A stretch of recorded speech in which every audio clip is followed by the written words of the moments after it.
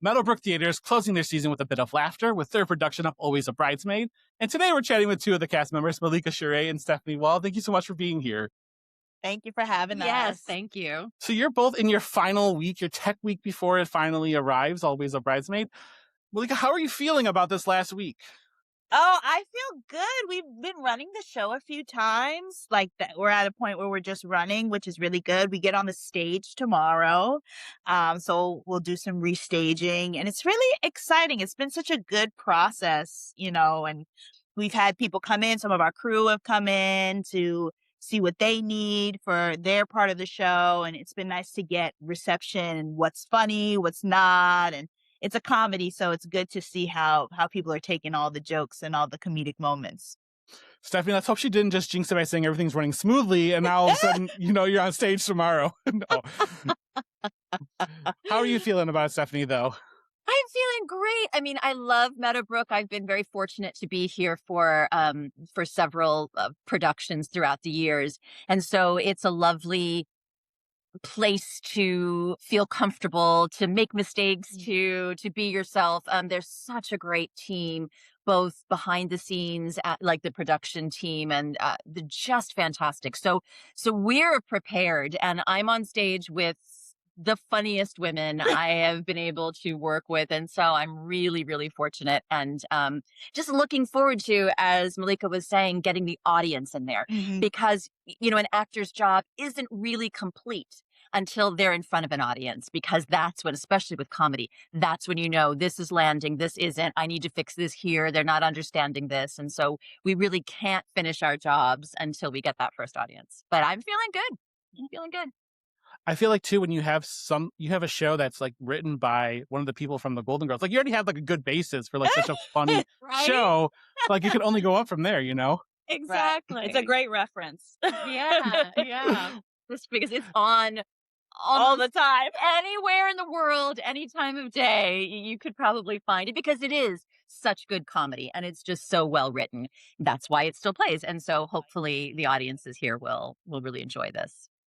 So for those who are maybe unfamiliar with the story, Milika, what is going on in Always a Bridesmaid? Yes. So it starts out, it's four best friends who, from when they were young ladies, they made a promise to each other that they would always be in the bridal party of each other's weddings.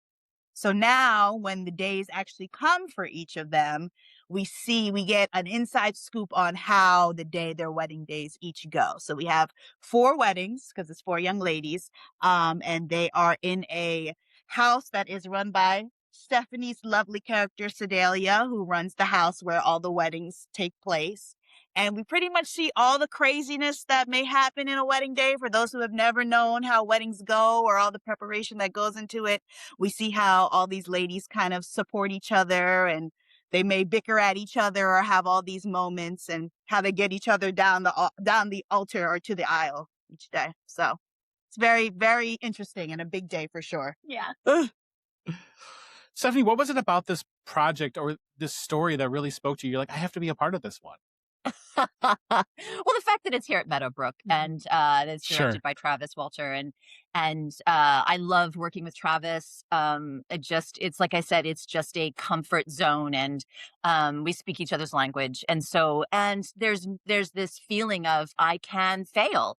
And especially with comedy, especially with acting, you need to put yourself out there. You need to make big decisions and then have somebody who knows exactly what it should be to go, come back or no, that's great. Keep going, and also how can you go wrong? Like you said, with the writers of the Golden Girls and something where you make people laugh. And one of my favorite things to do in the fact that I get to do this job is the fact that we all come together for at least 2 hours in a room and we all forget our problems because you're watching what I'm doing.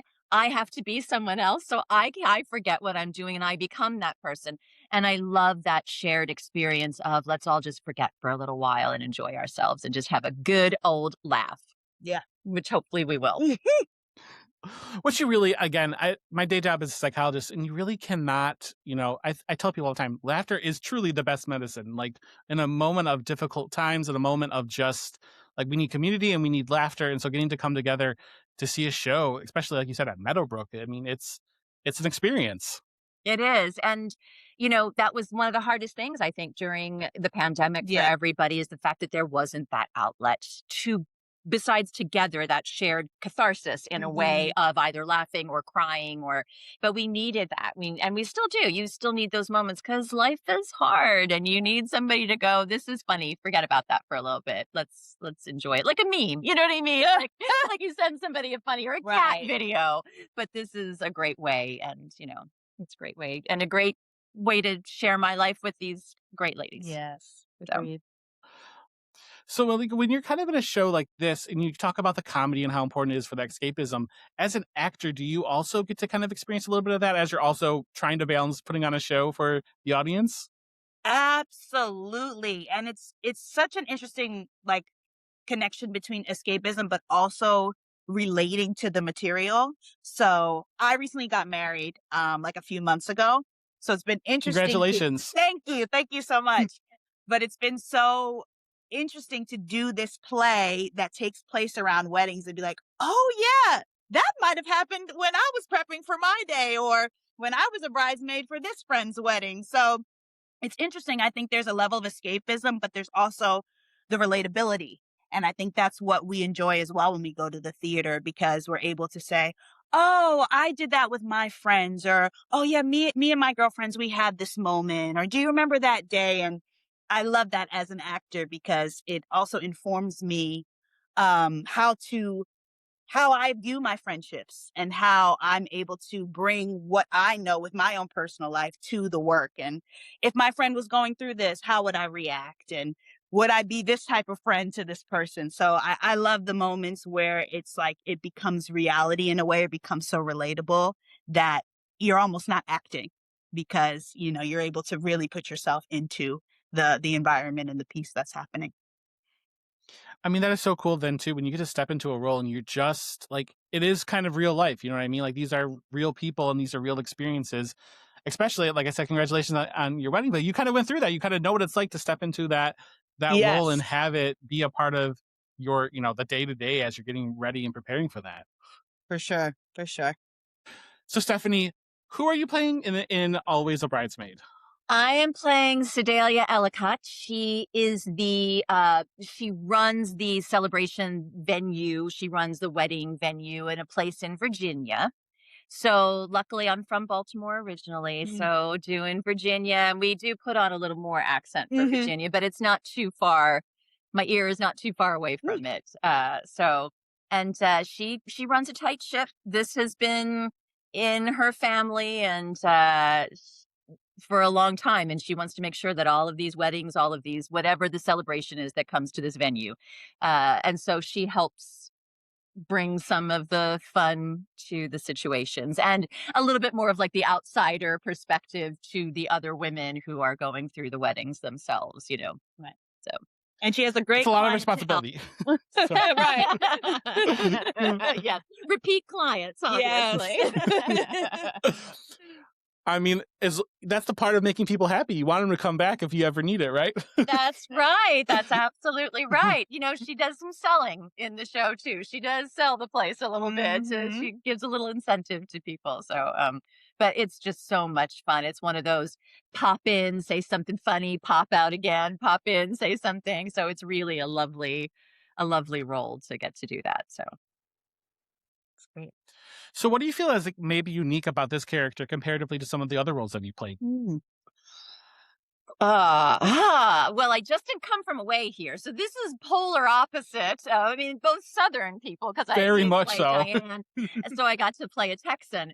And somebody who is alive. So that is also, it's a responsibility of like, if you know someone, you get to see that person and they are still existing in the world. That's a great question. I embody different characters in different ways. And so she's just one of those fun, you've met a million. I've met them. I've worked down in North Carolina a lot. And I know I've just met these women that get it done. They're going to get here and we're going to, all right, this is what's happening and we're going to do it and you get it done. And Sedalia is like that. And I think that's different than any of the other people I've played. She's really a go-getter, get it done. That's the best way I can put it, is get it done. And so that's probably different about her than anything else. And she gets to say all of those. There's a Southern tradition of saying, like, oh, bless her heart. Oh, bless her heart. And it's not always a good thing when they say bless her heart, but it's like a nice way of like shining it up that's the problem. And Sedalia is definitely a, oh, bless her heart kind of person. She gets to say those things that you would never normally say to people, so it's kind of fun. Yeah. Kind of like a Sophia in Golden Girls. Yes. You know what I mean? Who gets to say those little things. Yeah. And I do want to say as well that Come From Away was such an incredible performance. You guys did such a great job. Like what a great show. But you're right, totally polar opposite of the kind of the show you're doing here. Yes, and what a lovely thing as an actress. That's one of my favorite things. I also here at Meadow Brook, got to do 39 Steps a while ago. And that's one of my favorite things, is to play multiple people in a show, or to do a show and leave by the stage door and people not know that you were in the show. Like, then my job is done. I've embodied that character. But playing multiple people is one of my absolute favorite things to do. But this is fun too, though. I'll take this. And Milika, kind of speaking of polar opposites too, I got to see you in All Shook Up. Yes. And your character's a little bit different than it sounds like the comedy of this one. So who are you playing in this show, and how would you kind of who is she to you? Yeah, so I'm playing Monette Gentry. She is one of the 4 best friends of this group. And I think she's so different than when I played Sylvia in All Shook Up. Because at first Monette is very flashy. She's very like, I'm the star of the show. I'm going to wear my high heels. I have my glitz and glam in my wardrobe. Where, Sylvia, she was a working woman. She had a daughter. She was taking care of her bar. She was taking care of her customers, and pretty much like one of the main people of the town. So she never really had moments for herself, and like always took care of others before herself. Whereas Monette, she is like, okay, what do I need? And I'm making sure everybody tends to me. But she also has her moments where she is a beautiful like ear and shoulder for her friends. And when she sees they need support in certain moments, she does offer that. What I love most about playing this character, and specifically even just doing the show, is I love that it's a comedy and it's a play. And I've been used to doing musicals. So it's so nice to really like listen and be present in the scenes with everybody and interact and seeing, oh, where's that moment here? Or how can I bring more to this side? It's such a good group exercise, I think, when we're acting all on stage together, because it is, the 6 of us in the cast. So we're really listening to each other, interacting with each other. I love that so much, because I feel like it's making me a better actor. So I'm really enjoying it. A friend of mine used to call it playing without the ball. So that you don't have the ball at this moment in time, but you help that person with their line and with their comedy just by doing something, a take, focusing on them. And I love that idea of we're still all playing, but I'm playing without the ball at the moment because I'm part of it, but I'm helping you and I'm helping your line. And that's so much fun. Oh, I love that. Yeah. And that's what it feels like in the rehearsal room for sure. That's so awesome. When you're going into shows such as this, comparatively to a musical, is the process of developing a character like in a straight show different than how you develop them in a musical? I guess sans the music, I mean, not really for me. I always get a sense of, whenever I've taken any classes with people, they just say, read it through first. What's your first impression? The first time you read it through, that's usually going to be the right thing. It's usually going to be. And I don't prep it any differently, really. I still think about who they are, where they've been, what is it about. Like I said, Come From Away was a little different because I did do a little more research, because she's a real person. Like if there's an accent or if it is a person, then I am doing research. And I did make sure that I did my research for the Virginia accent, even though I am from nearby that area.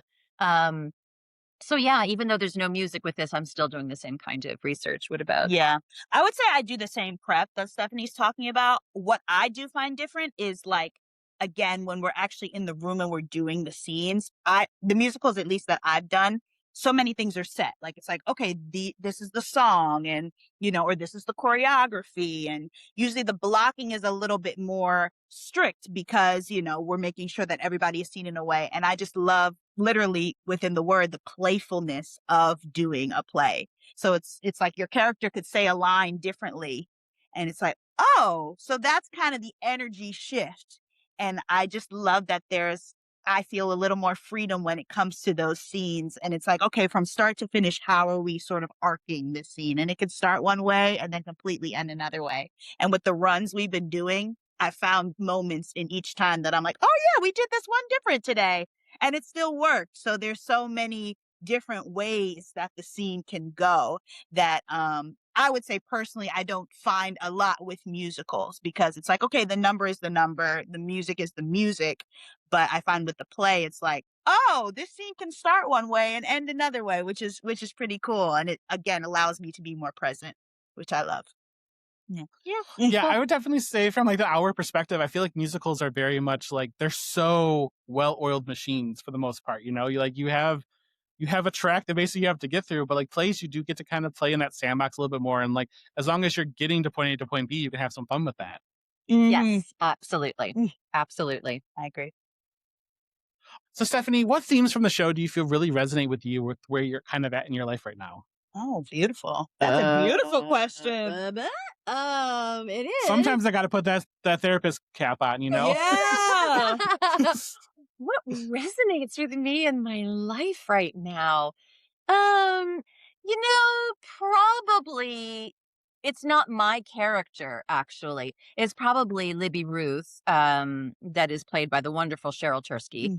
Um, i- she's just this optimist. She's just, everything is going to be like lovely, and so I'm really in my life trying to make sure that I don't get caught up in the minutia and the doldrums, and that if there's something happening, that I try to turn the frown upside down, so to speak, and to always see the positive side of it. Make sure that your emotions aren't clouding how you see it. I was just talking with my husband about that recently, and I saw psychologists talk about the fact that, your brain can, when you get down and sad, always searches for the bad. It's searching, and it's going to find the bad, because you're telling your brain to find all the bad things. But if you're calm and you're focused, it's going to be manageable, and you can do that. So I'm in a place where I'm trying to be manageable and look at it in a positive way instead of trying to look at the negative. So Libby Ruth is very much that character. It's just, everything's going to be fine, everything's going to be good, and she always has a positive spin on it. Yeah. So I love that. So that's what I would say. I mean, that's a great answer. And you're absolutely right. Your brain does tend, if you focus on the negative, if your brain is trained to find the negative, you're always going to find the negative. So to try to find that like grain of positive in that that's a great life lesson. Milika, how about for you? What really kind of resonates with you with where you're at in your life? You know what? It really is the friendship element for me. And it has made me, value, but also evaluate my own friendships and like my friend groups. And I love that, this is a group of 4 friends. So when you have a friend group, sometimes there's like, okay, these two might get along more. Or this comp has a different relationship, or this is the person that we know will always do this. Some people have tasks. It's like, there's the organizer. There's the person who always like knows what everybody's going to wear. There's the person who doesn't really care. I'll just show up when I'll show up. So it's been so nice to really even look at my own personal friendships or my group of girlfriends and be like, oh yeah, who is this friend that is that for me? Or how can I be, more present or a better friend with this person? And so I love that. I love that element of it, because it makes me think of, like sometimes after rehearsal, I'm like, oh, I need to text my girlfriend and be like, how's she doing? Or I haven't checked up on this person in a while. So let me check in and see how they're doing. Cause these women, they've been friends and they've been by each other's sides for so many years. And it really is such a great thing to see. And it makes you be like, oh, I want to be that type of friend. And I want to be able to always be by a loved one or somebody's side, through big moments in their lives. I mean, that's super important too. Like community, like we talked about earlier, is so important, and to have your own community, but also like your family. They become your family, and to be able to check in and make sure that you're present, even if you are miles away, Yes. Yeah, you know, you have those friends that you haven't spoken in years, and it's just like yesterday. I have a friend out in Vegas, and he just texted me for my birthday the other day, and I was like, "Oh yeah, hey Sean, how's it going?" You know what I mean? But I haven't seen him in years, and it's just every once in a while it'll pop up. He'll say something, but it's like no time has passed, and it's like your chosen family. You know, your friends are your chosen family. So with that. Absolutely. Well, thank you both for being here. It has been such a pleasure talking with you. And again, we are so excited for this to arrive at Meadow Brook. So thank you for your time after such a busy day of rehearsals to just chat with us. Thank you. Thank you for having us. Yes, get that word out there. Come see us. Yes. Come laugh with us. Absolutely. So always, A Bridesmaid opens on May 27th and runs through June 21st. So get your tickets now from Meadow Brook Theater, and we'll see you at the show.